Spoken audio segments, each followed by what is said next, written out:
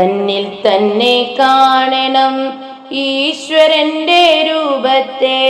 ഈശ്വരനും ആത്മാവും ഒന്നാണെന്നു കാണണം, ഒന്നാണെന്നു അറിയിക്കാൻ, ഒന്നാണെന്നു തെളിയിക്കാൻ ഒന്നാകുന്ന തത്വത്തെ ഉപദേശിച്ചു ഗുരുനാഥൻ.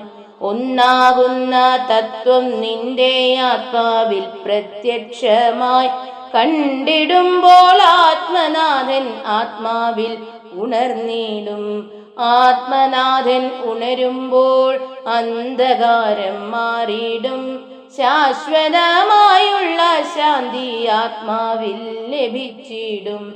ശാന്തി കണ്ട ആത്മാവിൽ ആനന്ദമുണരുന്നു. ആത്മാവും പരമാത്മാവും ഒന്നായി ചേർന്നു ആനന്ദം.